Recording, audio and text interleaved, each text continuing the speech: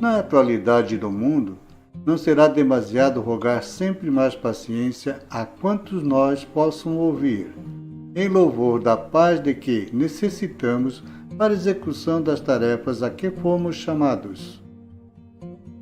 São tantas as inquietações que hoje assoberbam as criaturas encarnadas, que toda pessoa humana, com suficiente responsabilidade de viver, está na condição de motorista correto e seguro que se vê, quando em ação, impelido a pensar por si e pelos outros que lhe cruzem o caminho de modo a se prevenir contra acidentes.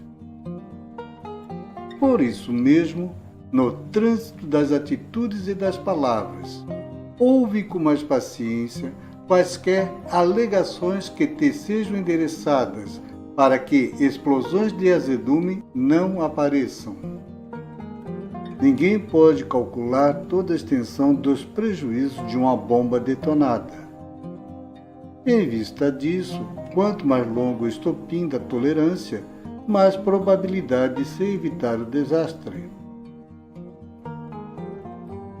Se o companheiro ou a companheira compromissados na formação do lar se desentende, que a vítima cultive mais paciência, permanecendo no lugar de trabalho que a vida lhe confiou, frustrando naquele que agride a queda em débitos mais amplos. Se teus filhos se deixam embair por ideias negativas, conserva mais paciência diante deles, a fim de que não se te desvinculem violentamente do amor, caminhando talvez sem defesa ao encontro de tragédias passionais evitáveis. Se teus familiares não te compreendem, sustenta mais a paciência para com eles, a fim de que a desarmonia doméstica não se cristalize, criando sofrimentos inúteis dentro de casa. Teus amigos escolhem estradas diferentes das tuas, conquanto observa os perigos a que se expõem, aceita-os com paciência, de maneira que possas auxiliá-los na travessia das provas que serão impelidos a facear. Em qualquer situação difícil, aparentemente insolúvel, usa mais paciência, porque a paciência é a construção da alma sobre os alicerces da fé em Deus e, aplicando mais paciência onde estiveres, em quaisquer tribulações que porventura te apareçam, claramente vencerás. Do livro Inspiração, tema Paciência, de Emmanuel, psicografia de Chico Xavier, edição e voz, Carlos Schmidt.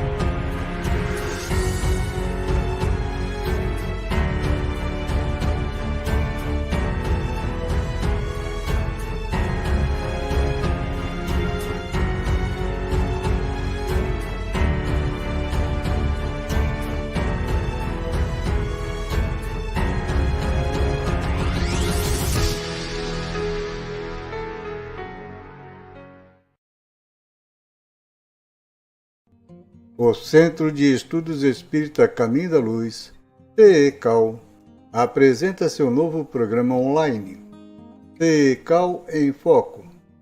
O programa CECAL em Foco tem como proposta ser eclético, trazendo ao público palestras, entrevistas e outros assuntos de interesse espírita. O CECAL entende que o Espiritismo é, acima de tudo, união e compartilhamento, e para isso trará expositores de todo o Brasil, mesclando o país de norte a sul e leste a oeste, com suas cores e sotaques regionalizados, promovendo uma grande corrente espírita com todas as regiões geográficas do país. O canal da TV CECAL no YouTube será a principal referência, mas convidamos a todos que estejam interessados em fazer parte da divulgação da doutrina espírita para a retransmissão dos eventos do programa CECAL em Foco. Participe, pois o programa CECAL em Foco foi feito para você e por você.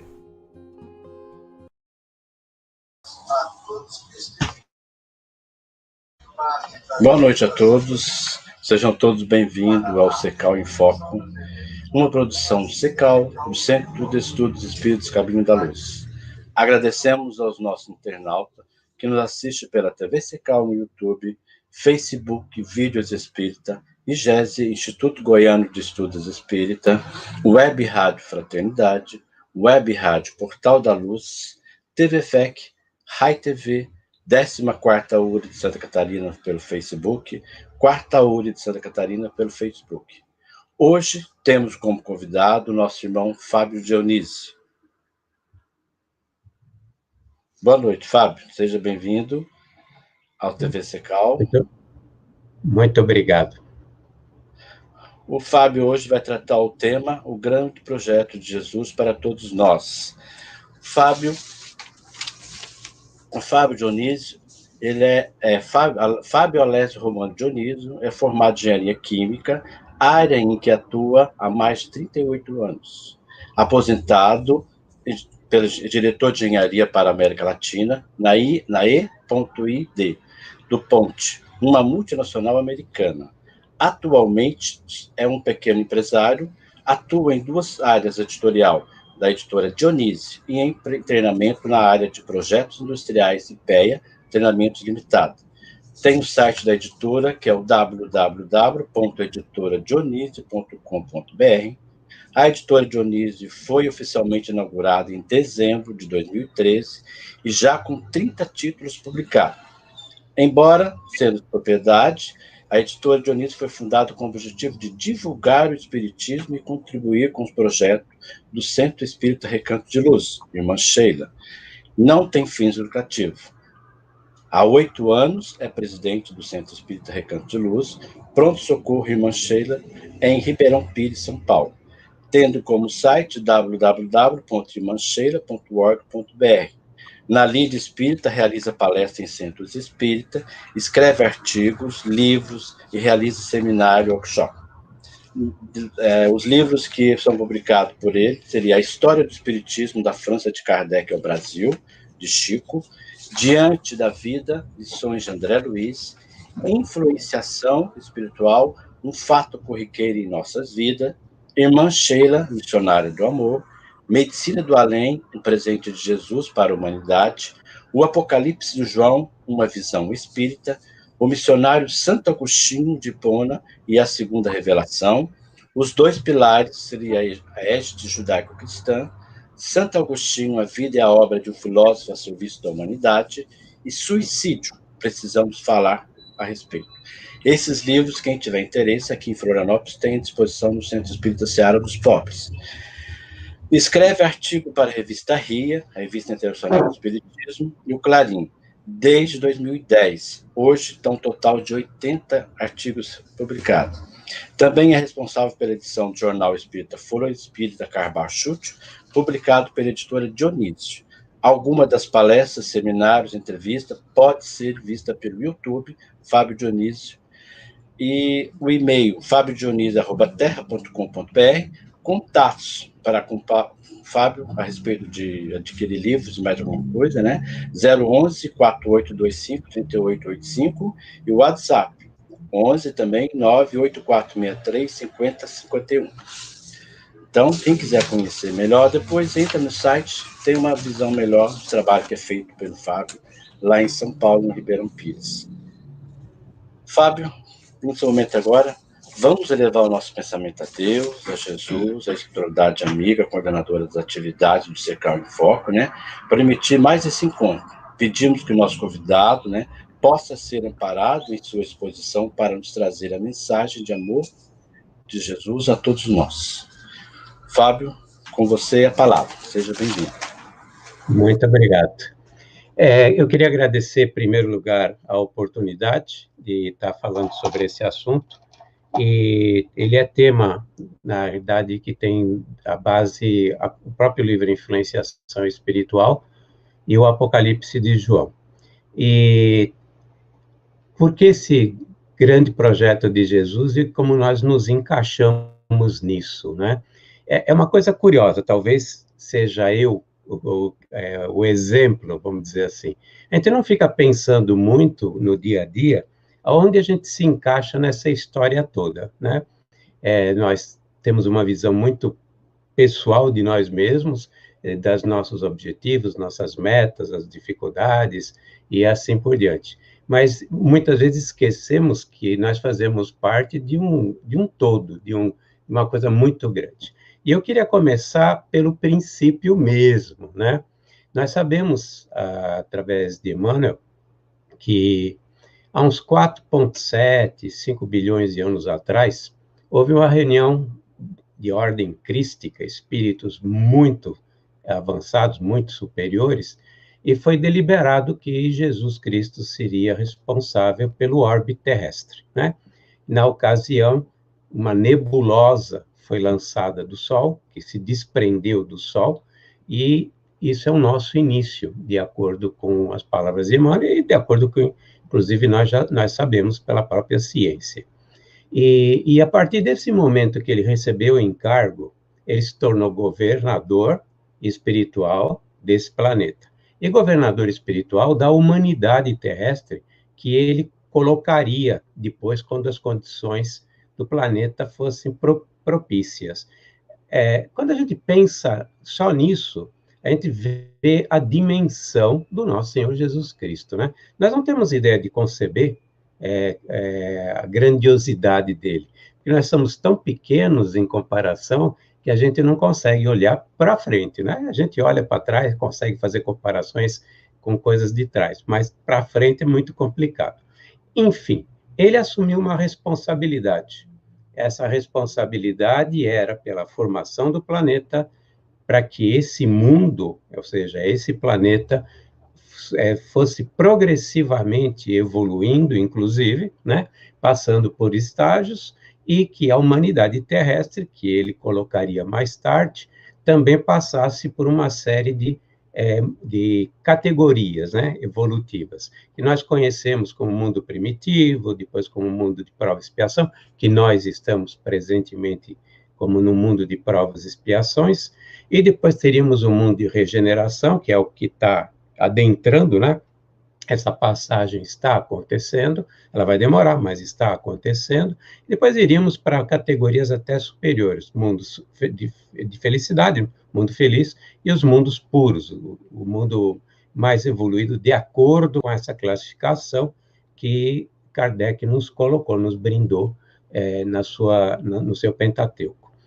Bom, a partir desse momento, ele, inclusive, assumiu uma responsabilidade enorme, e ele deixou isso claro, tanto que, quando ele esteve entre nós, encarnado, né, quando ele encarnou há uns 2000 anos atrás, ele até deixou algumas promessas a respeito disso, né, ele falou, nenhuma ovelha será perdida, né, o bom pastor é aquele que deixa as 99 ovelhas no redil, e à noite vai em busca da ovelha que se perdeu. Ou seja, ele reiterou a responsabilidade, ele reiterou o compromisso que ele tem conosco de nos levar até o ponto em que a gente também será um espírito de luz, um espírito puro, né, atingindo as classes angelicais, como ele tem, aonde veremos e compreenderemos Deus, né? De acordo com o Livro dos Espíritos, nós teremos um entendimento a respeito de Deus e poderemos até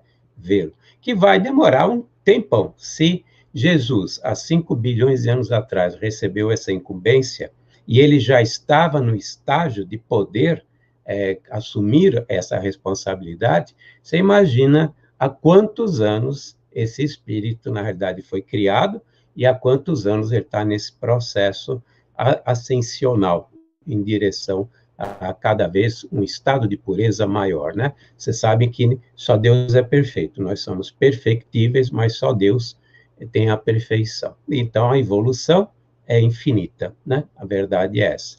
Tanto que foi uma ordem crística que escolheu Jesus, né? Que determinou que Jesus fosse esse responsável para a humanidade terrestre.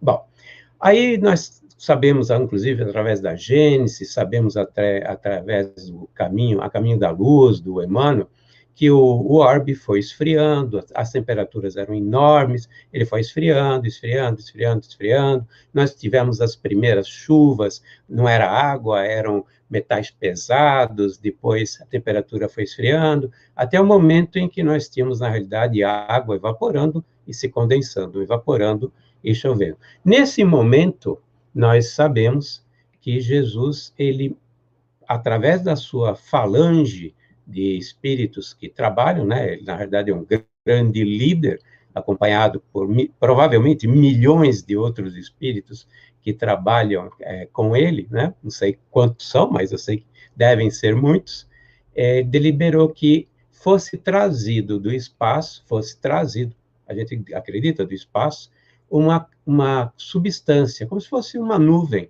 que cobriu todo o planeta, não só a parte terrestre, como os mares. E dali se transformou, né, numa camada gelatinosa, que seria o início da vida, o protoplasma. Dali nós teríamos, na realidade, toda a vida como decorrência desse primeiro protoplasma, né? Por isso que nós somos todos originários da mesma semente. A verdade é essa, né?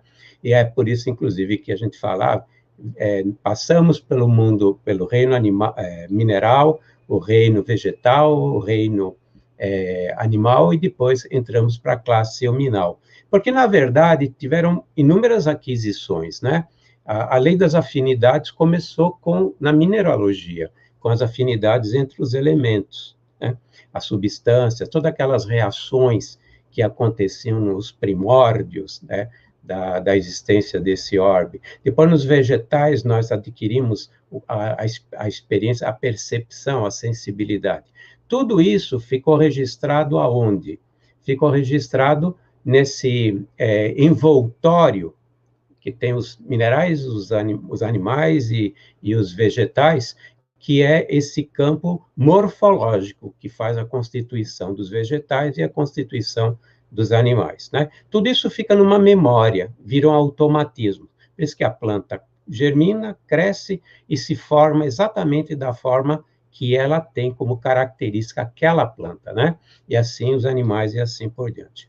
Nós sabemos também que há uns 6 milhões de anos atrás, isso a paleontologia nos ensina, que todos os nossos ancestrais, nossos seres humanos, nossos ancestrais, vieram de uma mesma linhagem, que começou se dividindo, a formação dos gorilas, e depois permaneceu um ancestral, que é um primata, né? Depois teve a separação e vieram os orangotangos, e há 6 milhões de anos atrás teve uma separação. Foram a formação dos chimpanzés e aquele primata que seria, na realidade, utilizado para receber o princípio inteligente e adentraria na classe hominal. Fomos daí, nós temos a mesma descendência dos chimpanzés, dos gorilas, né? Por isso que Emmanuel fala, nós não descemos do galho. Na verdade, eu diria que eles subiram, né? Nós, na realidade, viemos do mesmo ramo. Aí, nós sabemos também que a razão veio depois. Está lá no Consolador de Emmanuel, que a razão veio depois, né? E isso mais ou menos bate, eu não vou ser preciso, mas mais ou menos bate a formação da classe hominal naquela fase em que nós temos o Homo sapiens, né? Um pouquinho antes do Homo sapiens e na fase do Homo sapiens. E sabemos, inclusive, a ciência não desconhece isso, ela fala isso, que a razão deve ter vindo com Homo sapiens sapiens. A razão significa a capacidade de reflexão, a capacidade do raciocínio, né? O princípio inteligente foi colocado muito antes, mas a capacidade do discernimento, da razão, veio depois. E mais ou menos isso corresponde a entre 40 mil a 70 mil anos atrás. A partir do momento em que nós adquirimos a razão, Jesus ele teve uma preocupação muito grande, a de sempre nos dar uma dica ou o caminho que a gente deveria seguir, né? Ele é um conduttiere, na verdade, é um grande condutor, maestro, e ele nunca nos deixou alijados de mensageiros, missionários que pertenciam às suas falanges, que vieram para nos ensinar o que nós deveríamos fazer para que a gente percorresse esse caminho em direção a um mundo melhor, né? A um mundo superior. Nós não temos noção de quais foram os missionários há 40 mil anos atrás, mas nós sabemos que nós temos a civilização chinesa e a civilização hindu, os Vedas, que já tinham, na realidade, uma civilização há 10 mil, 11 mil, 12 mil anos atrás. E eles reportam, através do seu conhecimento, que foi passado verbalmente e depois também houve a parte escrita, que vieram missionários importantíssimos que nos ensinaram, principalmente naquela época, da necessidade de vivermos em harmonia com tudo e com todo. Não se falava em amor, necessariamente, mas se falava que nós deveríamos viver em harmonia com todos os seres e com tudo que está à nossa volta, né? Que, na realidade, quando a gente pensa no que é realmente amar é viver em harmonia com o universo, né? Tudo que existe no universo. E esse universo, ele é regido por leis que mantêm o que mantém a estabilidade são leis de harmonia. Por isso que nós não temos o caos, nós não temos a desordem. Passamos, sim, de acordo com a própria lei da destruição e a lei do progresso, por modificações, para que a gente cada vez mais tenha patamares superiores, né? Então, sim, mundos se destroem, mundos são constituídos, nós desencarnamos, nossa massa corpórea retorna ao solo, aos elementos minerais, mas depois isso é reconstituído num novo corpo. E nós sabemos que os novos corpos, o nosso perispírito, ele está passando sempre por transformações, nessa passagem, nesse retorno ao mundo espiritual, nós passamos também, recebemos também instrumentos cada vez melhores. Tudo é muito lento, muito progressivo, mas é muito devagar e quase não se nota. E isso nós sabemos também que ocorre com o mundo vegetal e com os animais. Eles voltam para lá, passam por transformações, melhorias e vêm para cá. É só ver como foi a história da época das cavernas, na época dos dinossauros, daquelas plantas gigantes, todo esse processo de transformação que foi gerenciado e gerido por cientistas da falange de Jesus, para que a gente possa ter cada vez coisas melhores, né? Corpos mais apropriados ao nosso estágio atual, e um planeta mais apropriado a receber, por exemplo, mais espíritos, mas também numa condição mais equilibrada, né? E nós sabemos que nós fazemos parte desse trabalho.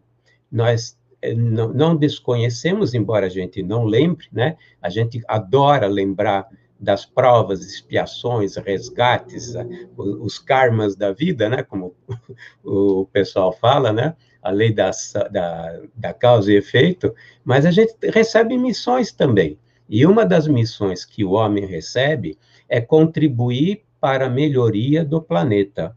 É um trabalho com Jesus, é um trabalho para que a gente contribua com o próprio processo de melhoria do planeta para que ele tenha condições mais adequadas à vida e receber os espíritos em condições melhores. Também por uma questão de mérito. À medida que nós evoluímos, nós merecemos coisas melhores, menos agressivas. Nós temos menos necessidade dos confrontos, das dores pungentes, porque a gente já está nesse processo de evolução. Então, muito atrasados. Com certeza, nós estamos muito atrasados. Estamos na segunda categoria, passando para a terceira, e ainda tem a quarta e tem a quinta, né? E o progresso é infinito, né? Nós somos imortais. Na verdade, nós temos um progresso infinito. Então, a partir daquela época que houve os agrupamentos, né, a formação das tribos, dos agrupamentos, Jesus já começou a mandar missionário para que nós aprendêssemos qual é o caminho, qual é o caminho, qual é o sentido que a gente deve fazer. Nós temos Krishna, nós temos Buda, nós temos Confúcio, nós temos Lao Tse, temos uma cacetada de missionários muito antigos que vieram sempre passando mensagens para que nós vivêssemos melhor, né? E assim nós passamos pelo mundo primitivo e através desses missionários, com as suas tarefas e nosso processo evolutivo, foi deliberado uma segunda reunião, segundo Emmanuel, uma segunda reunião dessa ordem crística, e Jesus viria ao planeta, ele se encarnaria. Eu acho muito interessante porque o Emmanuel, ele não fala reencarnou, ele falou encarnou, deixando muito claro que foi a única encarnação até aquele momento, né? E nós sabemos que foi a única mesmo até aquele momento. Por quê? Porque ele viria trazer a segunda mensagem. A primeira revelação veio com Moisés, antes dele veio o famoso Abraão, né? Começou toda essa civilização nossa, da qual nós fazemos parte, depois veio Moisés, um dos médiuns mais fenomenais, né, que passou pela Terra, vieram os profetas sempre ratificaram a mensagem do amor, sempre ratificaram a mensagem da harmonia. Tanto que Jesus, quando ele estava entre seus discípulos e os apóstolos, ele disse, eu não vim destruir a lei, eu vim ratificá-la, né? E o que vale? Vale a lei e os profetas, né? Quando ele fala assim, amai os outros, amai a Deus acima de todas as coisas, esse é o primeiro e grande mandamento, e o segundo, que é semelhante ao primeiro, amai ao próximo como a ti mesmo, ele termina com uma frase que nós normalmente não lembramos, mas ele diz, isso contém toda a lei e os profetas. Que lei? O Decálogo, as leis de Deus, as leis reais que Deus enviou através de Moisés, né? E os profetas, ele está se referindo aos grandes profetas, né? Tanto que ele faz muitas ligações nas suas citações, e principalmente no Apocalipse de João, ele faz muita ligação com Daniel, faz muita ligação com outros profetas que fizeram história, né? Que fizeram um trabalho missionário para que a gente tivesse uma direção, seguisse uma direção que fosse mais rápida e menos dolorosa, né? Embora nós sempre fizemos questão de fazer desse trabalho de Jesus um negócio muito pesado, né? Ou seja, difícil. A gente sempre dificultou esse trabalho, né? E tanto que nós sabemos, através de Miramês, o livro Francisco de Assis, e que está no Apocalipse de João, para quem achar que não deve seguir o Miramês, porque tem alguns que acham que não deve dar muita bola para o Miramês, está no Apocalipse de João, e eu acho que o Apocalipse de João nós temos que respeitar, certo? Então, se fecha a discussão. Ele diz que para vir Jesus, foi deliberado que cerca de 2 bilhões de espíritos fossem confinados numa região chamada A Cruzada, aonde eles permaneceriam presos por 1000 anos, e depois seriam libertados pouco a pouco, e depois de um tempo seriam novamente retirados como reencarnados, ou seja, desencarnariam e retirados daqui, né? E está lá no capítulo 20 do Apocalipse, né? Um anjo desceu do céu com a chave e um laço, e aprisionou o demônio, o Satanás, por 1000 anos, e depois será libertado por um pouco de tempo, né? Então, uma coisa bate com outra. Por quê? Porque eles seriam muito prejudiciais à tarefa que Jesus tinha de trazer a segunda revelação, que é a lei do amor. Moisés trouxe a lei da justiça, e a lei do amor veio com Jesus, que ele sintetiza tudo, nossas obrigações numa única lei, que é amar a Deus acima de todas as coisas, e até o próximo com a ti mesmo. Ele falou que são 2 mandamentos, mas são muito semelhantes, podemos dizer que é a mesma coisa. E, de fato, se você pensar bem, como é que você ama o próximo? Eu amo o próximo se eu sei o que é o amor a mim mesmo, né? Eu tenho que ser o quê? Eu tenho que ser a minha referência, a minha base. E como é que eu amo a mim mesmo? Eu amo a mim mesmo quando eu faço coisas que são boas para minha felicidade. Santo Agostinho dizia, né, que o homem, em essência, busca a felicidade. É a essência. Ele escreveu um livro de mais ou menos 400 páginas, né, que fala sobre essa busca da felicidade. E a busca da felicidade, ele comenta, inclusive, em Confissões, que é o encontro com Deus, encontro do amor com Deus. Então, olha, veja, nós somos referência do que é o amor, e amamos a nós quando fazemos aquilo que é bom. E amamos o próximo como a nós mesmos. Fazei aos outros o que gostarias que vos fizessem. E a partir desse momento, nós estamos amando a Deus. Então, automaticamente, transforma-se num único mandamento, né? Numa única grande lei, que é amor, a lei do amor. A lei da harmonia com tudo e com todos. Então, Jesus veio, ele já enfrentou dificuldades incríveis com relação ao meio que ele se encontrou, e deixou a boa nova. Ele deixou, na realidade, as bases do evangelho, né? Deixou a mensagem, a boa nova. Preocupado, porque sabia que nós nos desviaríamos, né? Com muita facilidade, ele convoca João, depois, lá no ano de 93, no ano de 95, né? Nós sabemos que deve ter sido naquela época, porque foi nesses 2 anos que João ficou preso na ilha de Pátomos, né? Porque os romanos ficavam incomodados com toda a divulgação, com todo o trabalho que João fazia, então colocou nessa ilha para ficar afastado. Inclusive eles tentaram até matar João, né? Até ele tem aquela famosa conversão dos 2 soldados, quando João sai, né? Sai ileso daquele caldeirão, e ele se converte.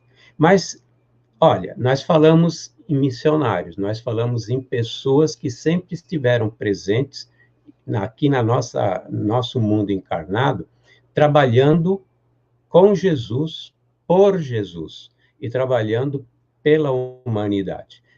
Quantos eu já citei? Citei também os apóstolos, citei todos os discípulos, né? E naquela convocação que João foi alçado ao céu, provavelmente em desdobramento consciente, né? Ele recebe uma série de informações, né? Que na realidade era para a gente tomar cuidado com o que aconteceria ao longo da história do cristianismo, até o momento do advento da doutrina espírita, ou seja, da terceira revelação, quando chega. Ele lança 7 cartas, as 7 igrejas, né? A primeira carta é endereçada à igreja de Éfeso, e diz que a igreja de Éfeso fazia obras, mas tinha se afastado do primeiro amor, né? Que período é esse? É exatamente o período em que João vivia, porque a caridade, ela já não tinha o mesmo foco que a caridade tinha na época em que Jesus esteve conosco e logo depois, né? Tanto que a gente se recorda que a primeira coisa que João, Pedro e Tiago fizeram naquela reunião, provavelmente na mesma casa onde foi a última ceia, né? Eles deliberaram fundar a Casa do Caminho. Eles não deliberaram fundar uma igreja. Eles deliberaram fundar, segundo palavras de Emmanuel, a primeira instituição de beneficência conhecida aqui nesse planeta, porque eles tinham entendido a mensagem. Jesus, ele não falou montar igreja, ele falou: viva o amor, ame o próximo. Inevitavelmente, quem ama faz a caridade para quem está precisando. Fazei aos outros o que gostarias que vos fizessem, né? Então, foi montada a Casa do Caminho. Não há referências históricas da existência da Casa do Caminho ou qualquer outra instituição desse porte na época de João. Haviam, sim, atividades de beneficência, mas muitos já estavam imbuídos mais não nos rituais, mas nessa questão da igreja, do poder. Já se começava a almejar a riqueza, ter dinheiro, coisa e tal, que aconteceria no século seguinte, no segundo século, né? Quando nós temos o grande desvio, com a formação de igrejas realmente com pompas, circunstâncias, com dinheiro, né? Com toda aquela ritualística, como se fosse um retorno, como se fosse um retorno à época das sinagogas. Era diferente, mas era como se fosse um retorno à parte que justamente Jesus não queria que acontecesse, que é a segunda carta, né? A segunda carta, Esmirna, ele diz: fazes ainda algumas obras, mas perdestes a essência. Corrige-te enquanto é tempo, porque quando eu voltar com meus exércitos e separar os cabritos das ovelhas, estejais entre as ovelhas, que adentrarão ao reino dos céus, e não entre os cabritos, que serão lançados, né, nos vales onde haverá choro e ranger de dentes. Então, ele já estava sempre dizendo, ó, permanece com a mensagem que eu dei, na primeira carta, na segunda carta, e as cartas elas vão se sucedendo, sempre num paralelo muito lindo que o Karl Schutel faz com períodos do cristianismo, né? Nós temos períodos do cristianismo e nós temos exatamente 7 períodos, né? 7 períodos. A terceira carta ela vai falar para que a gente tomasse cuidado e perseverasse, porque nós passaríamos por 10 grandes atribulações. Quando você estuda o Império Romano, nós tivemos 10, na verdade, imperadores entre a época de Jesus e quando foi decretado o fim da perseguição aos cristãos, né? Então, nós temos desde a época de Tibérios até Diocleciano, no ano de 303 a 305, foram as 2 últimas grandes perseguições aos cristãos, e foram exatamente 10 imperadores, e são 10 grandes perseguições que foram realizadas. Ele fala, persevera, persevera, né? É uma mensagem de fé, uma mensagem de esperança, porque no dia que ele voltasse, ele iria separar os cabritos das ovelhas, e era bom que a gente ficasse entre as ovelhas, né? E eu lembro, e isso sempre me deixou muito impressionado, a manifestação de fé desse pessoal, né? Esse pessoal cristão perseguido, que entravam no Coliseu, entravam nas arenas, cantando hosanas, cantando, agradecendo a Deus, porque eles sabiam que seriam recebidos por Jesus, né? Essa era a concepção que eles tinham, e eles realmente tinham uma fé tão grande que muitos não se importavam com o fato que iriam ser trucidados por animais, né? Animais ferozes. E nós, hoje, quando a gente compara a nossa fé, quando a gente compara nosso comportamento diante das dificuldades, a gente deveria ter vergonha, né? Eu tenho vergonha, na verdade, eu não tenho essa fé, mas eu tenho vergonha, porque ao lembrar o que eles faziam naquela época e como eles enfrentavam isso, aquilo era fé. E era uma fé que não era raciocinada.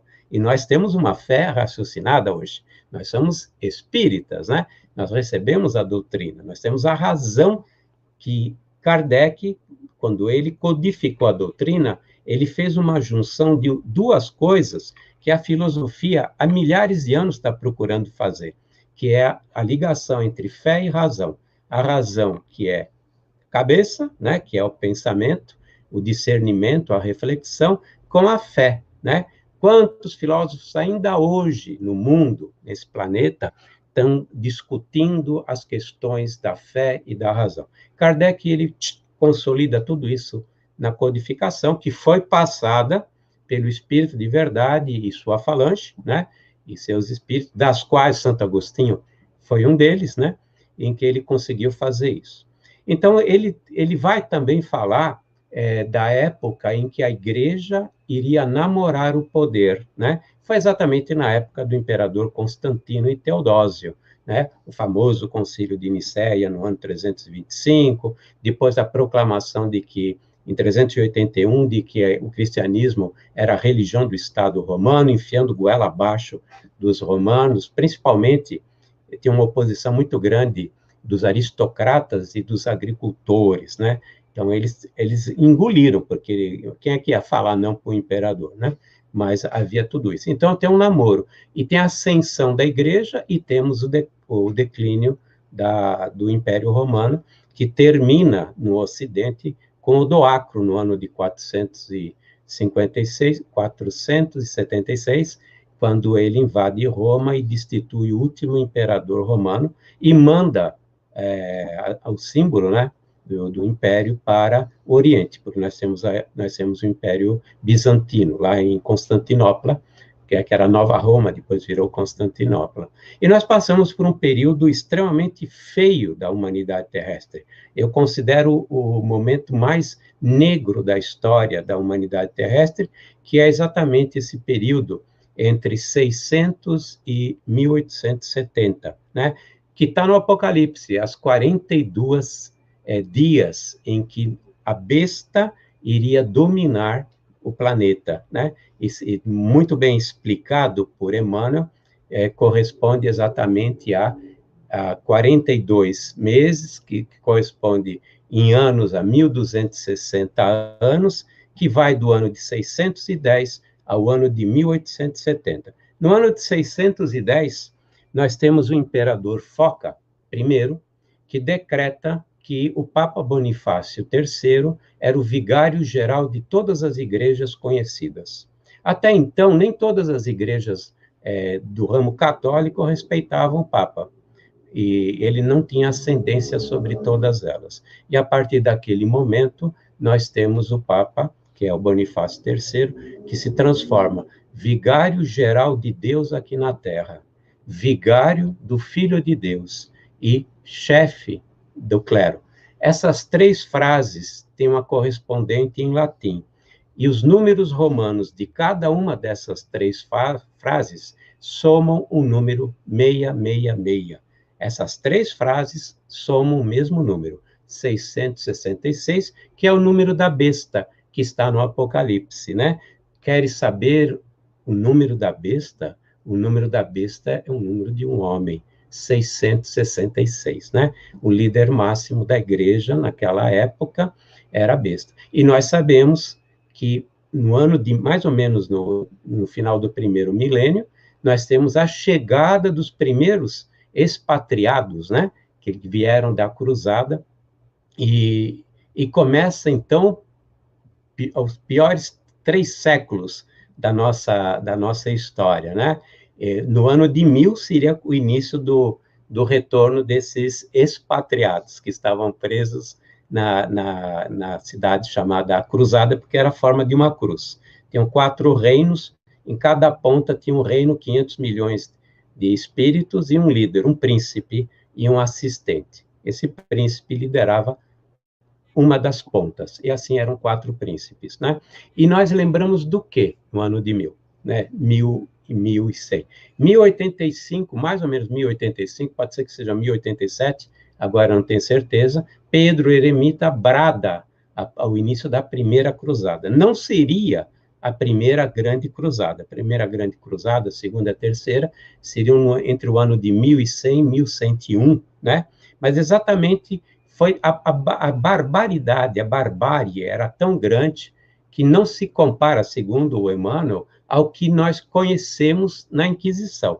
Se a gente já não consegue assistir um filme sobre a Inquisição, você imagina como devem ter sido as cruzadas. E quem era o responsável, quem eram os líderes dessa barbárie?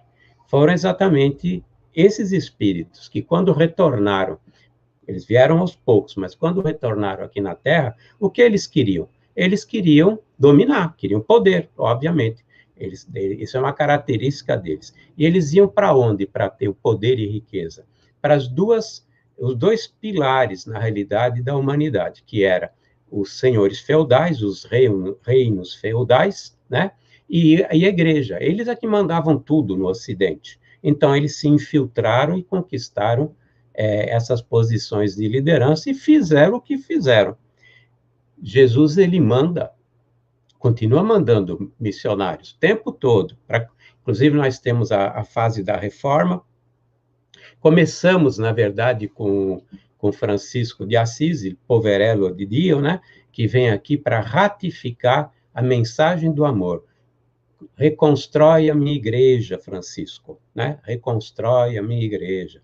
E ele deixa um exemplo de amor que duraria muito tempo, duraria alguns séculos através da ordem dos franciscanos, o exemplo de humildade, que muita gente até chegou a sensibilizar papas, né? Nós sabemos que até isso sensibilizou. E vieram outros, Wycliffe, Lutero, Erasmo, vieram muitos outros missionários para tentar mudar a cabeça da igreja, né? E teve a Contra-Reforma, e espíritos muito trevosos, ainda presentes aqui na Terra, reencarnados, eles deram um chega para lá e transformaram mais ainda, deram um arroxo maior ainda, e a Inquisição pegou mais firme ainda nessa época, né? Nós temos o Inácio de Loyola, né? Que é o fundador da Companhia de Jesus, os jesuítas, que deu poder ao Papa, restabeleceu o poder ao Papa, né? É a segunda besta apocalíptica que restabelece a primeira cura, né? Sara a ferida da primeira besta, de acordo com Apocalipse. Mas até aí, por tudo que fizeram, tudo que nós vimos até agora, nós sempre vimos, porém, uma coisa, foi para frente. E foi para frente, bem ou mal, Jesus, bem ou mal em função da humanidade, né? Ele conseguiu isso muito bem, mas ele fez com que o mundo fosse progredindo, a civilização fosse progredindo e assim por diante. Estava chegando a hora do Consolador prometido, né? E o que é que ele faz? Ele garante na França as condições para que Kardec e a pleiade de espíritos que reencarnaram com Kardec tivessem condições para receber a codificação, né? E ele preparou primeiro, fez com que a França sobrevivesse àquela longa guerra contra a Inglaterra, e se não fosse Joana d'Arc, talvez a França não existisse. Depois nós tivemos Napoleão Bonaparte, que ele também garantiu a integridade do território francês. Ele teve seus erros, coisa e tal, mas ele foi um missionário também. Ele foi um missionário que veio para garantir a integridade da França. Nós tivemos o iluminismo, né? Quantos filósofos e homens de ciências foram enviados para mudar todo aquele absolutismo que havia na igreja, que havia na própria ciência. A ciência era dominada pela igreja, né? Nós temos Voltaire, grande defensor da liberdade religiosa, nós temos Montesquieu, nós temos Montaigne, que propôs que o Estado fosse dividido em três grupos, né? O legislativo, o executivo e o judiciário, que perdura até hoje, né? Tivemos a liberação da parte da economia com Adam Smith e tantos outros que vieram, Rousseau, que vieram para quê? Para que houvesse a libertação do pensamento humano, né? Tanto que isso culmina com a revolução, a libertação, a independência dos Estados Unidos, e depois culmina com a queda da Bastilha, no ano de 1789, né? E assim por diante, né? Para que houvesse as condições. Ou seja, tudo aconteceu de acordo com o projeto que Jesus tem para nós. Quem se encaixou, se deu bem. Quem não se encaixou, acabou sofrendo as consequências, né? E não acabou aí, porque as trevas estão sempre dispostas a atrapalhar. Elas querem manter o status quo, e nós sabemos, isso veio através de Miramês, no livro Francisco de Assis, que o último grande príncipe de A Cruzada foi o líder nazista que levou o mundo à Segunda Guerra Mundial, né? que usou que símbolo? A suástica. A suástica lembra exatamente o formato de cruz da cruzada. E, by the way, como é que se chama essas guerras que eu citei há pouco? As cruzadas. Reminiscências da cidade, reminiscências do nome da cidade, né? O Führer, ele veio para ou dominar o planeta ou arrasá-lo. Esse era o grande objetivo do Adolf Hitler. Conseguiu? Também não conseguiu. É impossível vencer Jesus. É impossível. E termina aí? Não termina aí.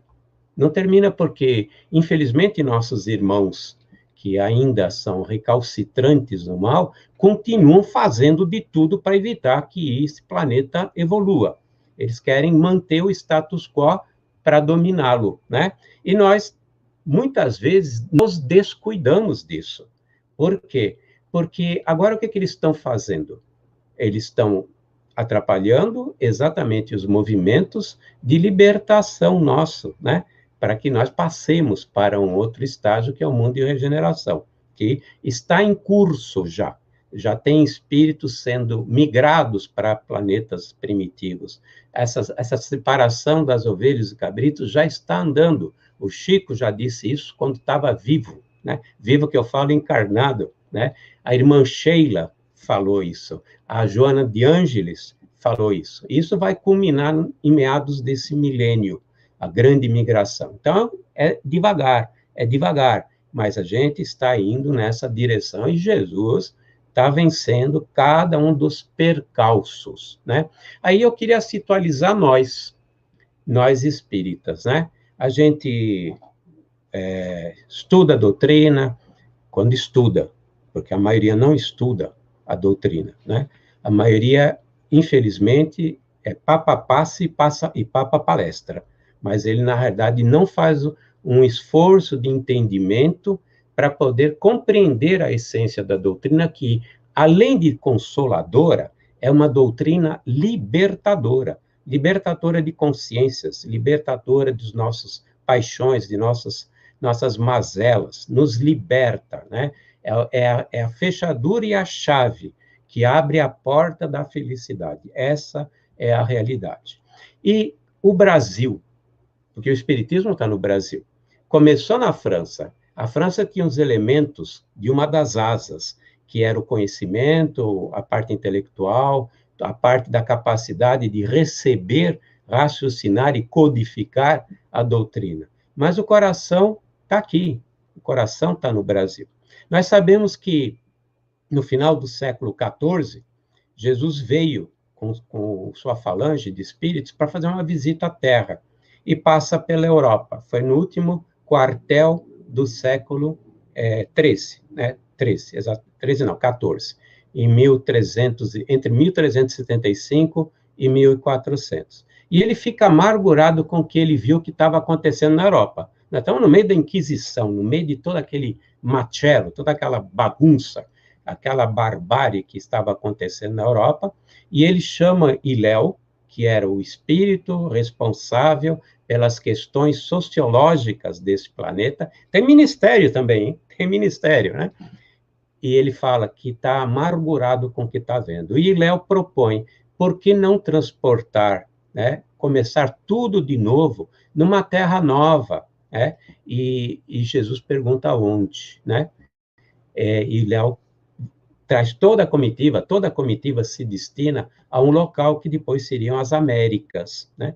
E Jesus fica fascinado com o que vê. Muito lindo aquilo, tudo novo que eu falo, a vegetação, os jovens seres que estavam lá, ainda iniciando os seus passos, né? Ainda com a pureza inicial, primitiva.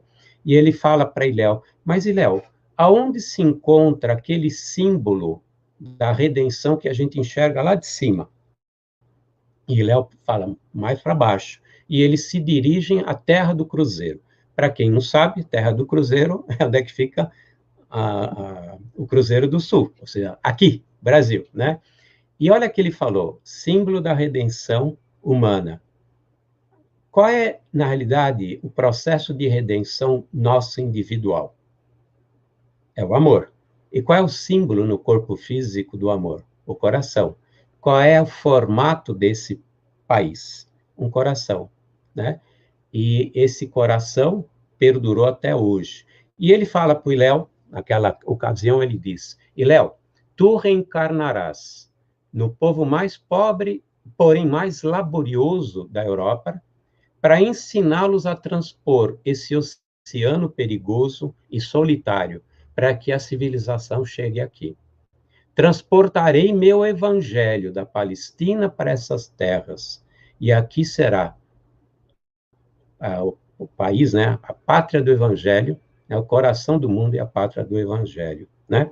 Então ele decidiu que o coração geográfico do planeta seria o Brasil, e o formato é o de um coração. É o único país nesse planeta que não sofreu transformações em suas fronteiras. Permaneceu. Teve rusgas, mas voltou ao seu formato de coração. E Léo volta depois, ele foi Henrique de Sagres, filho de Dom João I, ele retorna à pátria espiritual no ano de 1460, e no ano de entre 1460 e 1500, ele dá um jeito de fazer com que o caminho da Índia fosse descoberto, o caminho em direção ao Canadá, as Américas, fosse descoberto, e ele perturbou o sono de Pedro Álvares Cabral para que ele ficasse mais entusiasmado com a possibilidade de procurar essa terra que já se sabia que devia existir, porque nos mapas de Henrique de Sagres já estava marcado que havia, na realidade, um outro continente. Mas isso por intuição dele, por inspiração, eu diria, né? Que ele já sabia, e ele fez essas marcações. Foi por isso que foi para a América, Colombo chegou lá, por isso que depois foi descoberto o Canadá, e o Brasil, né? No dia 22 de abril de 1500, eles aportaram, ou em Cabralha, ou em Porto Seguro, tanto faz, vai ser uma cidade litorânea lá daquela região, e há uma festa. Enquanto Pero Vaz de Caminha fica escrevendo a carta para Dom João a respeito das belezas da terra, no mundo espiritual tem um encontro novamente com Jesus e está Iléu. E Iléu está preocupado e pergunta para Jesus: e se esses povos gananciosos da Europa não porem tudo a perder? E Jesus fala uma frase que a gente devia lembrar todo santo dia de manhã. Ele diz: afasta de ti toda inquietação e receio. Essa pátria, esse solo, né, não era pátria, esse solo está definitivamente ligado ao meu coração. Será o símbolo da fraternidade universal, que irá alimentar os povos mais pobres e dará o exemplo da fraternidade. E assim foi. Mandou seus missionários. Um grande missionário foi Dom Pedro II, que ele convoca o Longinos, que era da falange dele, para reencarnar. Ele seria o Dom Pedro II. Longinos foi quem transpassou com a lança Jesus, de acordo com Humberto de Campos, prefácio de Emmanuel, no livro de Chico, né? Brasil, coração do mundo, pátria do evangelho. E depois, a partir daquele momento, quando ele se converteu, viu a bobagem que tinha feito, ele se liga a Jesus e tem uma série de atividades missionárias no Brasil, que não são conhecidas, para esse projeto de Jesus, que é nos levar ao reino dos céus, levar esse planeta a um mundo puro, a um mundo divino, né? Um mundo perfeito. E nós juntos, né? E nós, a humanidade terrestre, juntos. E ele fica responsável pela desenvolvimento das iniciativas necessárias para que se instituísse a República. Ele não foi quem proclamou a República. E Jesus disse a ele: serás traído por um amigo, não serás tu que proclamarás a República, né? E ele, segundo estadista, não lembro se é um americano, o maior republicano daquela época, segundo esse estadista, era Dom Pedro II, o maior republicano. Ele que era um monarca, ele já tinha uma consciência, né? E chegamos à República, quando o Brasil adquiriu a maturidade para andar sozinho, né? A partir daí, os espíritos começaram, as falanges, lideradas por Ismael, a direcionarem espiritualmente esse país, sem interferirem muito nas questões nossas, políticas e assim por diante, sem necessidade de ficar protegendo tanta coisa, né? Por quê? Para que a gente seja e se transforme na pátria do Evangelho, coração do mundo. Quem botou aqui o Espiritismo? Jesus. Botou quem? Nós. Nós não somos missionários. A maioria de nós são falidos, que estamos aqui em resgate e participamos desse trabalho por misericórdia divina, bondade de Jesus, certo? O Divaldo, ele comenta que 2 milhões de franceses da época de Kardec, não disse que eram espíritas, 2 milhões de franceses da época de Kardec estão reencarnados agora. E o que é o Espiritismo? O Espiritismo é um grupo extremamente pequeno, que tem consciência de tudo aquilo que eu acabei de dizer até agora, e que tem que entender que faz parte desse projeto de Jesus. Nós, tudo bem, somos migalhas, nós somos falidos, nós estamos nesse processo todo, cumprindo nossas provas, nossas expiações, coisa e tal, mas nós somos marinheiros, somos soldados desse projeto. Para fazer o quê? Transformar essa pátria na pátria do Evangelho e coração do mundo. Então, nós temos que nos conscientizar disso. E temos que parar, inclusive, de fazer coisas que nós estamos fazendo que dão vergonha. A falta de fraternidade, por exemplo, dentro do meio espírita, é vergonhoso. Nós que temos que ser exemplo de fraternidade.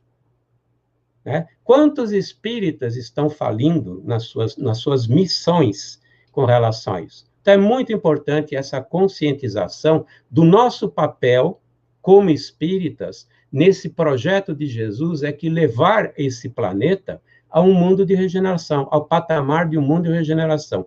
Daqui sairá o exemplo, quando o exemplo for dado. Mahatma Gandhi, a grande alma, Mahatma Gandhi dizia, queres transformar o mundo? Inicia transformando a ti mesmo. Queres apagar o ódio de milhões? Né? Transforma a ti mesmo. Seja símbolo do amor, divulgador do amor. Tenho dito. Muito obrigado.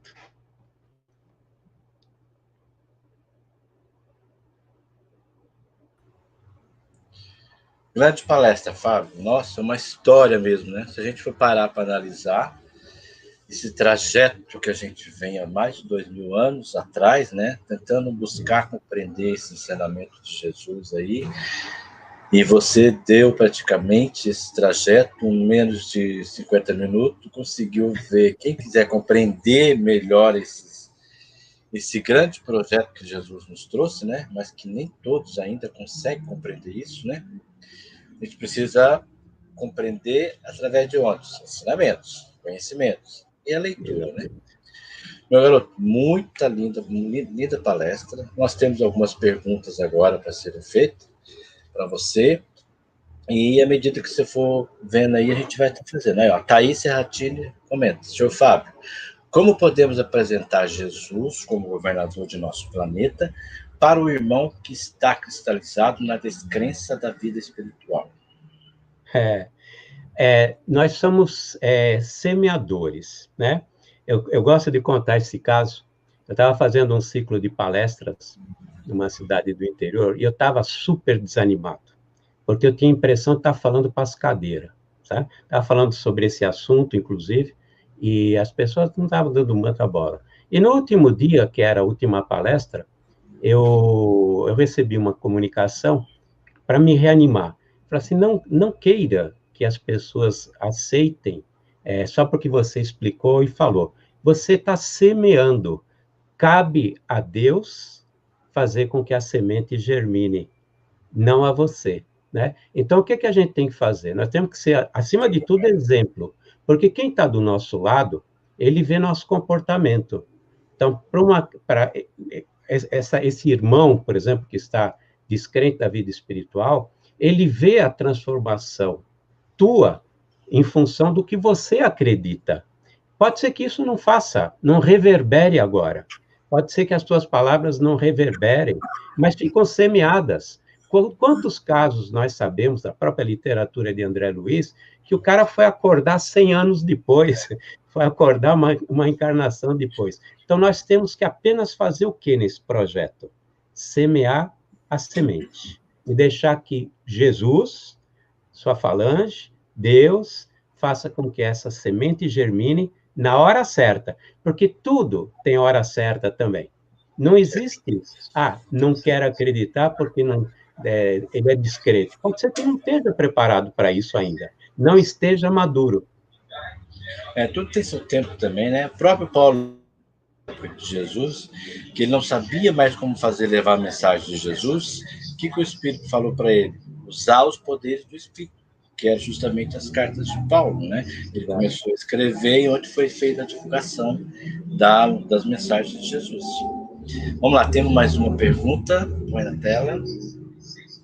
A Rosângela, grande projeto de Jesus, ano 2020, como compreender esse ano? A humanidade já passou por várias pandemias. Que ensinamentos ainda precisamos? Quem agradece sou eu. Olha, se fosse pelo nível de esforço que a gente faz para evoluir, eu diria que nós vamos ter muitas outras pandemias ainda. Também acho, cara. Olha o significado da pandemia.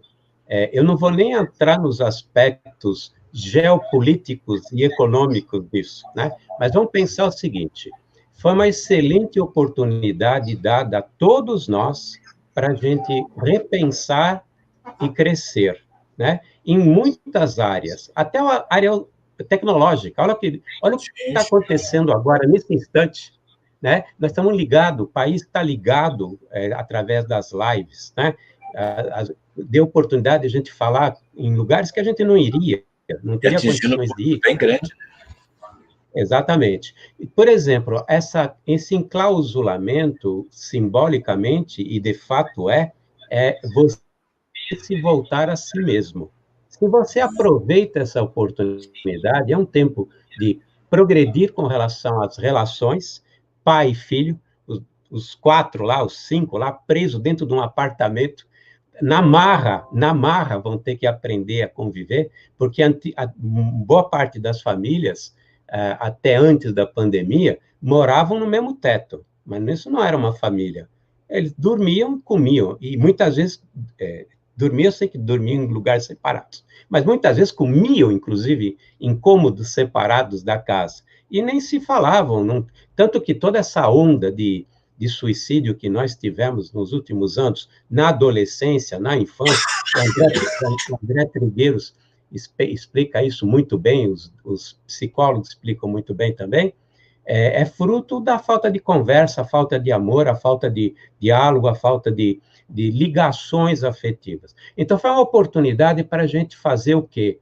Autoanálise, para a gente fazer o quê? A reforma íntima através do autoconhecimento. Nós fomos obrigados a ficar cara a cara com os problemas, e não é só os problemas do relacionamento, as dificuldades decorrentes da própria pandemia, né? As dificuldades financeiras, aprender a lidar com o pensamento, porque a primeira fase foi uma fase em que a mídia criou pânico, e foi proposital. Houve criação de um pânico proposital por dominação, para dominação. Foi exaltado um extremo, quando, na verdade, não precisava ter isso, né? Mais uma vez, a tentativa da destruição da célula da família, célula da sociedade, que é a família, através do pânico. Quantas pessoas entraram em pânico? A depressão é tão... Segundo nossos benfeitores espirituais, lá no Recanto de Luz e Irmã Sheila, a depressão está em patamares nunca vistos. Nunca vistos. Tanto que são decorrência também, não é só decorrência da depressão patológica, né, que são os transtornos de ordem mental, mas pelo próprio falta de gerenciamento, de administração dos nossos pensamentos, nossas emoções. Então, se você se estudou, se você aproveitou, foi riquíssimo. 2020, eu diria, que foi um ano riquíssimo, né? Perdemos o quê? Material. Ganhamos outras coisas. Para quem quis passar pelas portas estreitas. Para quem aproveitou o tempo, em vez de ficar lançando santinho o dia inteiro, em vez de ficar fofocando, ver o que diz aqui, o diz lá, isso, aquele outro, quem aproveitou deu um salto quântico. Então, a pandemia, na realidade, foi uma forma de a gente dar um salto, pular um degrau, em um ano, pular um degrau de vários anos. Verdade. Engraçado também, né? Se for analisar, quem fala que não tinha tempo de fazer isso, fazer aquilo, agora com essa pandemia, não tem o que falar, né? Não tem tempo de ler. Teve muito tempo de ler agora, buscou compreender melhor esse ensinamento, né? Dar atenção aos filhos, como era necessário, né? Minha filha sai para a escola, sai para o trabalho e não tem tempo de ter com ela.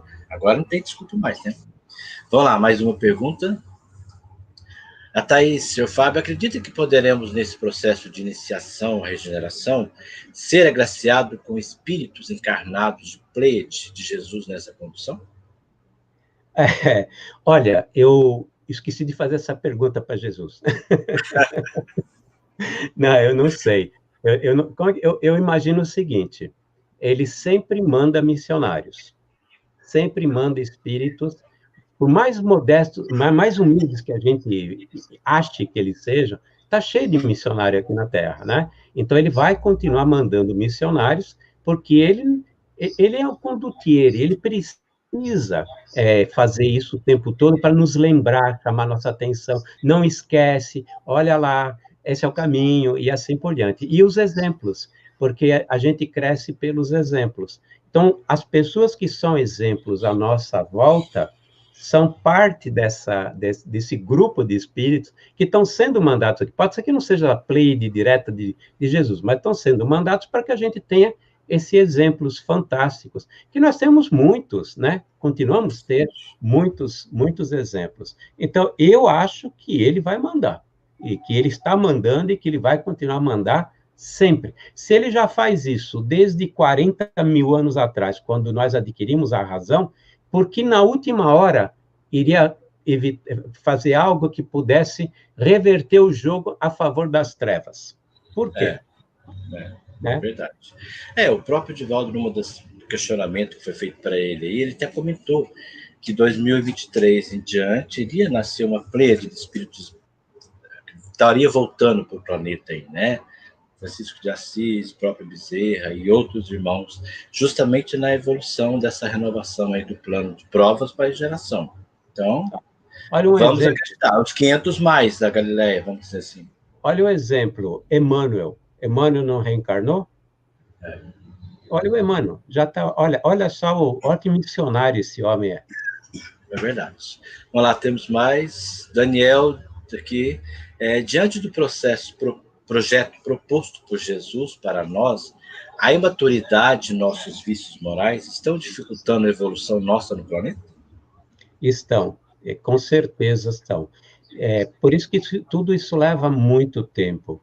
Tudo isso é previsto por Jesus, desde o princípio. Quando você pega o Apocalipse, estuda o Apocalipse, ele faz as profecias de 2000 anos depois, e ele diz exatamente tudo o que está acontecendo, ele já tinha dito. Então, ele sabe, ele conhece primeiro a nossa imaturidade psicológica, ele conhece quanto tempo leva para que a gente acorde, desperte, para que as coisas aconteçam. Então, tudo tem dentro do tempo de Deus. Então, claro que nós estamos atrapalhando, sempre atrapalhamos, mas cada obstáculo está sendo superado por Jesus para chegar no ponto em que tem que chegar. Tá? E eu vou dizer o seguinte, quando a gente pensa no Apocalipse e fala das 7 cartas, né? Eu gosto muito de falar das 7 cartas, que são 7 períodos do cristianismo, ele não estabelece prazos, mas aconteceram as 7 etapas, entendeu?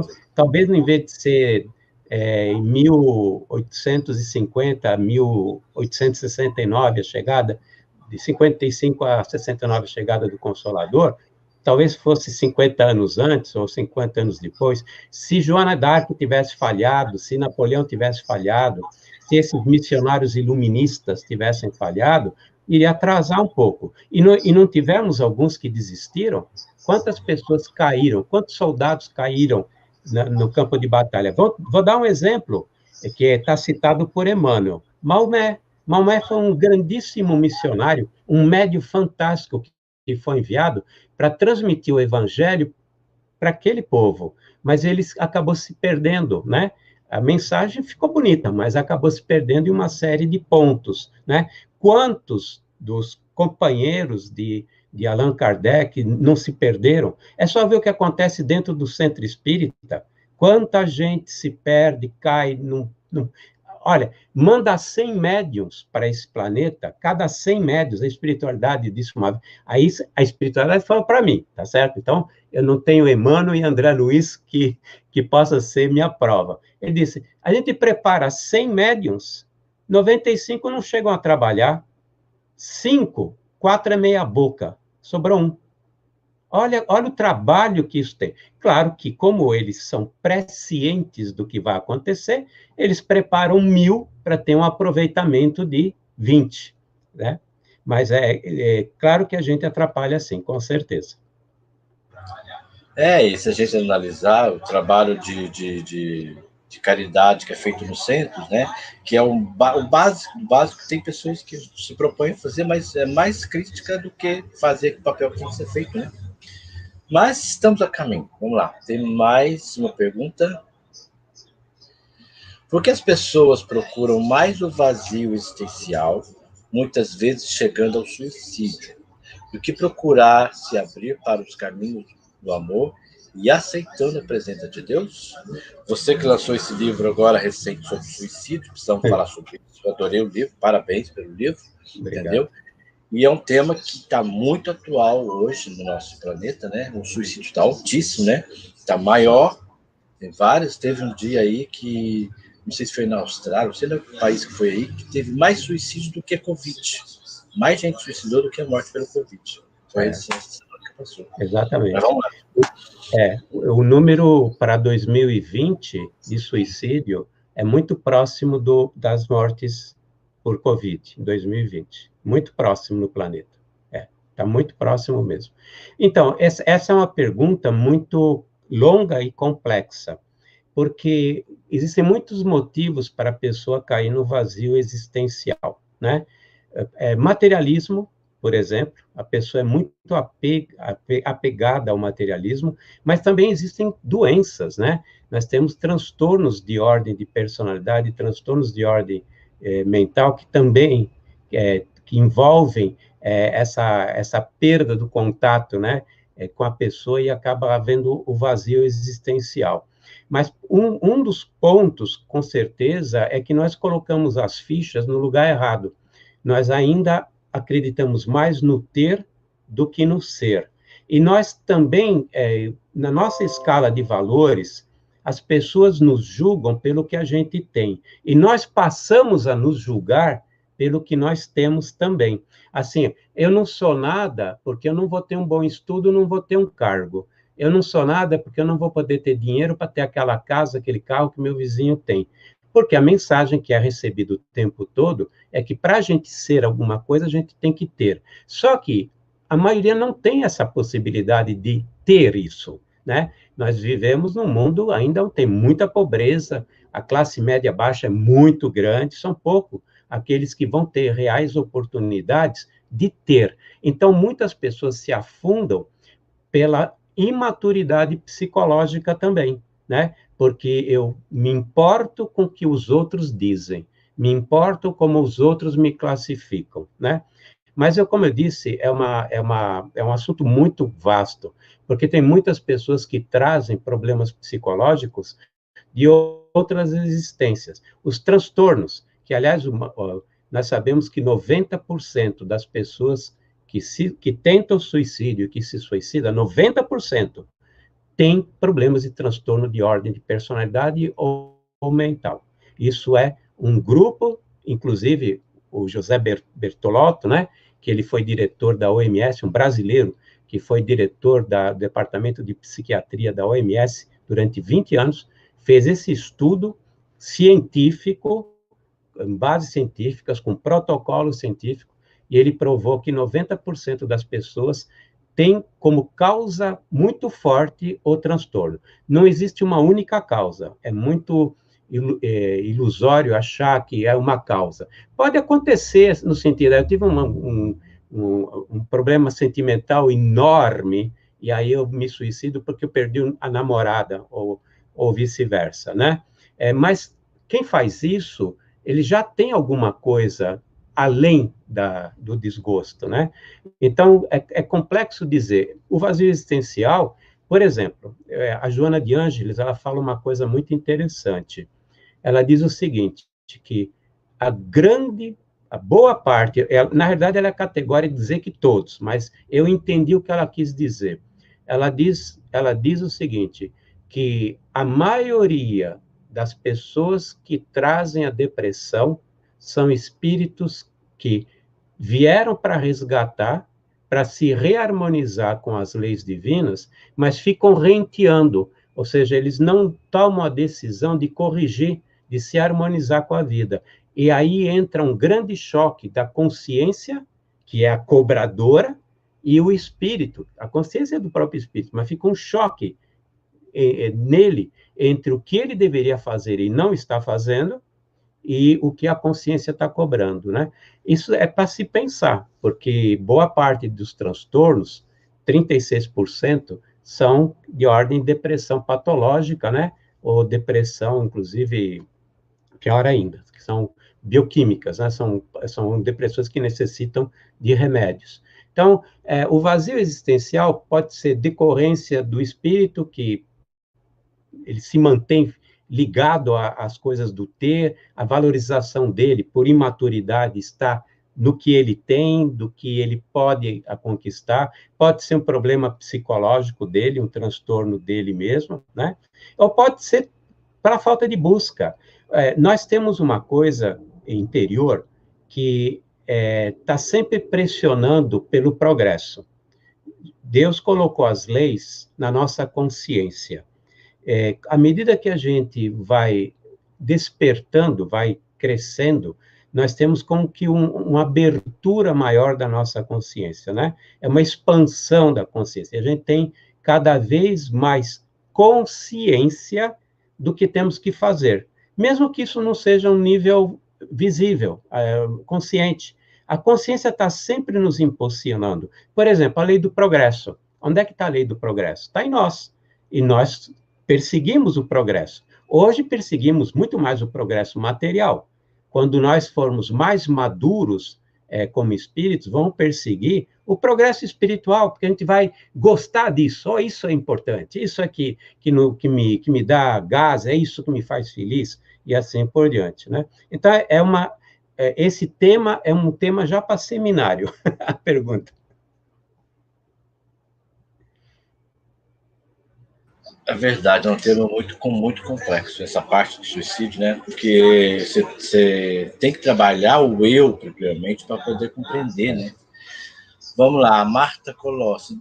Caro Dionísio, o que vemos na humanidade atualmente no vandalismo e na falta de amor? Seria uma recrudescência à época das cruzadas ou de Segunda Guerra? Olha, tem dois aspectos muito importantes. A humanidade em si e o planeta, ele evolui ou fica estacionário, não há regressão, né? Hoje nós temos um acesso à informação muito grande, então a gente fica plugado no mundo, aliás, nem dá tempo, né, para ver todas as informações que vêm. Então nós temos muito mais acesso à informação do que acontece do que 50 anos atrás ou 500 anos atrás. Outra coisa, nós sabemos que, na misericórdia de Deus, todos aqueles que puderem reencarnar, vão reencarnar, né? Então, vai ser dado essa grande chance, né? Para todos. Tem espíritos que estão tão atrasados que não têm condições de reencarnar por um problema de frequência vibratória. Esses que se encontram nas trevas, nos abismos, chegaram a uma degradação perispiritual que o corpo físico não tem condições de suportar a carga energética e a frequência vibratória. Esses não vão reencarnar, esses vão direto para um mundo primitivo, no dia em que houver a limpeza da região em que eles se encontram, né? Nós sabemos que está havendo isso, está sendo feita uma purificação. O fogo purificador, ele não é simplesmente para fazer uma limpeza de higienização, é para expandir as áreas também, porque à medida que a humanidade se desenvolve, nós temos que expandir as coisas boas, plantar mais grama, ter mais campos e assim por diante, né? Fazer o mundo espiritual também melhor. Mas, retornando, então, todos aqueles que ainda tiverem condições de reencarnar, estarão reencarnando. E é exatamente esse último período, nós temos uma falta de homogeneidade, ou seja, nós temos extremos, espíritos extremamente atrasados, reencarnados, e espíritos muito evoluídos. Jesus falou que isso iria acontecer, tá? Inclusive no Apocalipse, né? Que nos últimos tempos, a turbulência, a comoção social, segundo Karl Barth, será a comoção social, né? Essas são as grandes calamidades, exatamente o que a senhora escreveu, né? Essas comoções sociais se expandiriam, seriam em gênero, em número grau muito alto. Tanto que ele falou, pedirei ao Pai para abreviar esses tempos, porque se eles não forem abreviados, até os bons cairão, né? Está lá no Evangelho. Então, na verdade, nós estamos hoje com uma sorte muito grande de espíritos em vários níveis, presentes e juntos. Por isso que a gente vê as barbaridades, e, ao mesmo tempo, a gente vê coisas maravilhosas sendo feitas por alguns espíritos. Claro que não vai aparecer na mídia, obviamente que não vai aparecer na mídia, as coisas boas. E isso é o que está nos levando a isso. E, em particular, aí é o Fábio que está falando. No Brasil, nós temos mais diversidade do que em muitas outras regiões do planeta. Por quê? Porque o Brasil é uma forja. Sabe que o melhor metal é aquele que se forja a frio, na bigorna.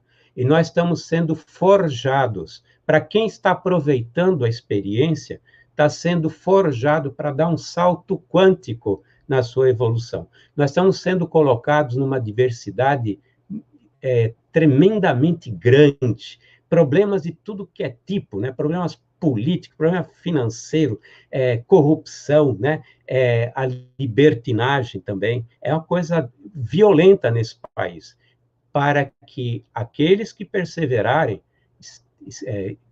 estarem, né, temperando o seu aço, para que eles venham e voltem mais fortes e venham melhores na próxima reencarnação para continuar o projeto de Jesus.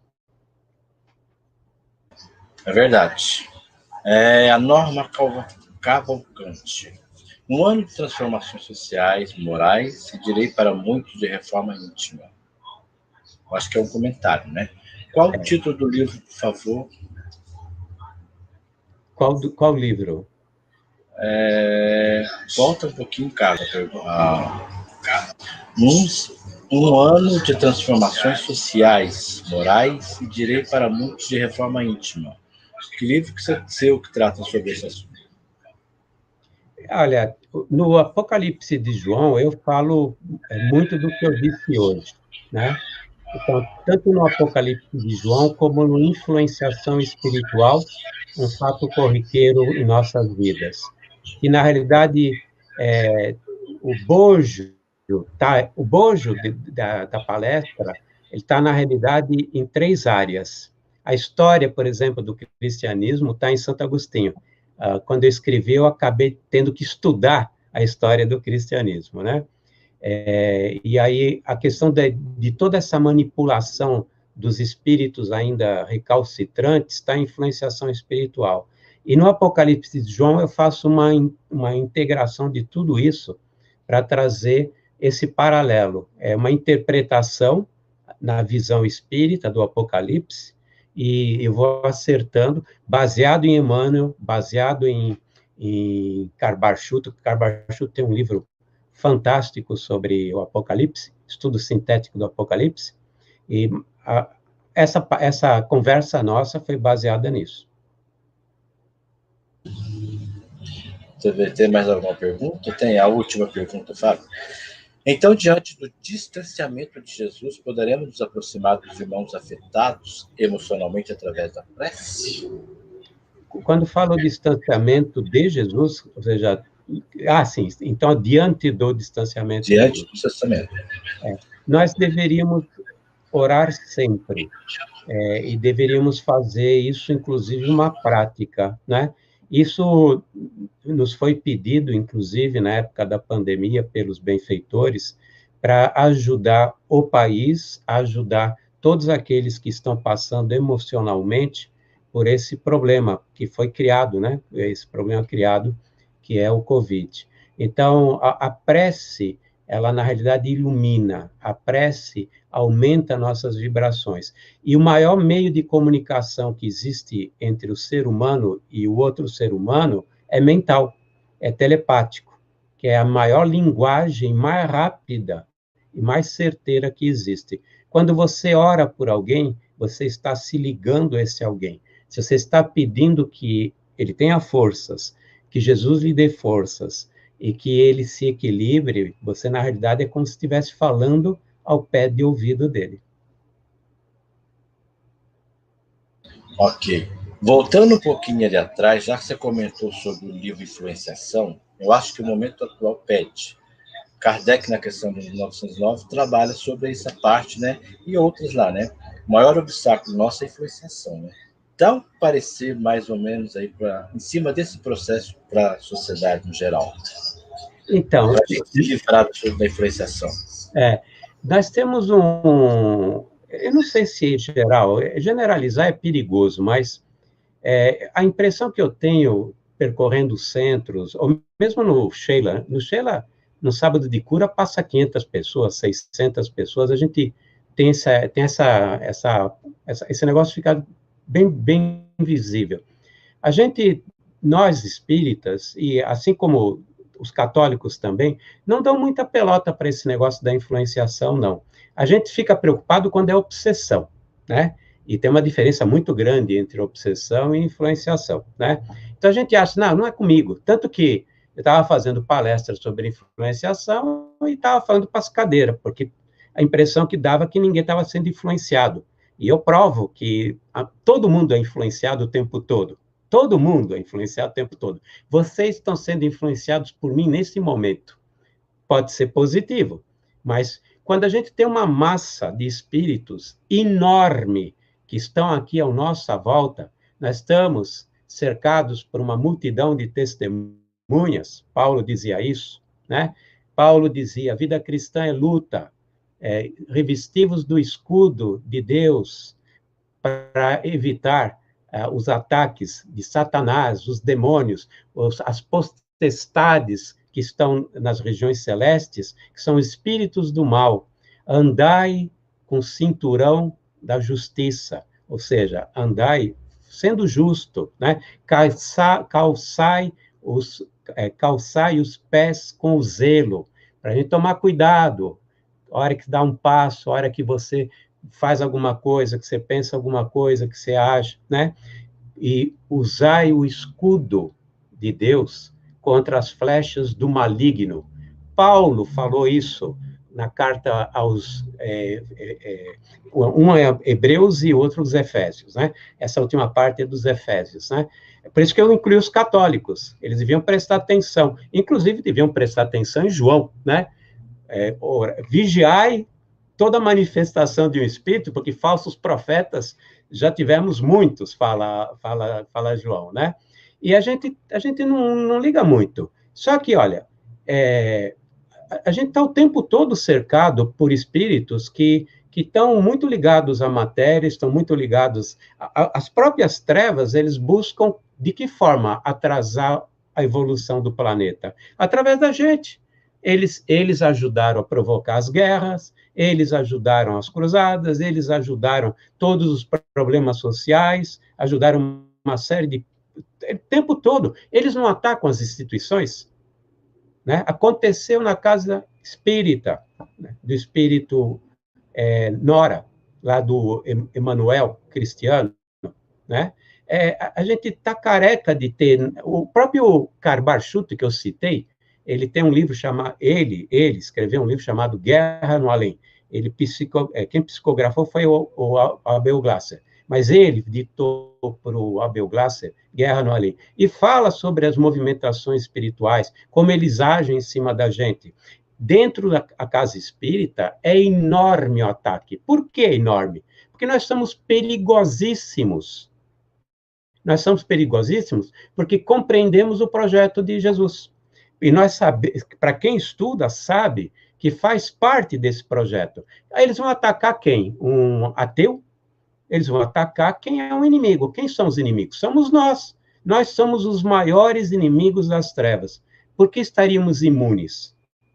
Por que estaríamos imunes? Né? Então, a gente tem que tomar muito cuidado não tem que virar uma paranoia, obviamente, mas a gente tem que tomar muito cuidado com aquilo que a gente faz, pensa, e assim. A casa espírita está infestada de espíritos que reencarnaram e vieram das zonas umbralinas e trevosas, com objetivos escusos de prejudicar o espiritismo. Verdade, verdadeira, de derrubar o médium, isso é pura verdade. Meu garoto, parabéns, chegamos no final dessa palestra maravilhosa. Espero que quem pôde estar assistindo tenha se vangloriado, ou quem não pôde assistir, vai estar lá no TV Secal, YouTube disponível para quando puder ver, entendeu? Lembrando, antes do encerramento, que no próximo sábado, né, às 20 horas, né, vai ser a nossa irmã Célia Diniz, de Belo Horizonte. Ela vai tratar o tema Jesus, o Cristo. Então, esse mês de dezembro é o aniversário do nosso Mestre Jesus, né? Então, nós temos que fazer o possível para as pessoas buscar o ensinamento de Jesus, né? Trazendo o alto amor, trabalhando o autoconhecimento, trabalhando o alto amor para saber lidar com a sociedade no geral. Meu garoto, eu queria que você fizesse a prece de encerramento para nós hoje.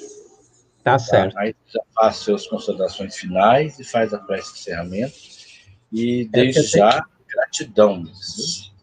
Eu tenho uma consideração final importantíssima. Gratidão. Muito obrigado aí pela oportunidade, né? Muito obrigado mesmo. A gente tem que agradecer e agradecer sempre. Uma vez um espírito falou para mim que a gratidão é o auge do amor, né? É o auge da manifestação do amor. E a gente tem que agradecer porque nós temos recebemos tantas bênçãos, tantas oportunidades, que a gente deveria passar o dia inteiro agradecendo. E agradecendo a Jesus, porque Jesus, ele tomou a decisão de ser nosso cuidador. E o Jesus é mais do que um irmão, é um irmão pai, porque ele cuida de nós e vai cuidar até o último dia. Promessa dele, ele deixou registrado isso, não ele que escreveu os evangelhos. Então, agora vamos nos concentrar e agradecer a Deus pela oportunidade da vida. Nós recebemos, estamos vivos como espírito, né? Poderíamos não ter sido criados e fomos criados para a imortalidade. Fomos criados para um dia estar ao lado de Deus, compreendê-lo, estar nesses mundos maravilhosos, nesses mundos que nós nem podemos conceber. Agradecemos a Deus por tanta misericórdia e agradecemos a Jesus por tudo aquilo que tem feito nesses bilhões de anos, como prova do amor infinito que ele tem por cada um de nós. Que assim seja.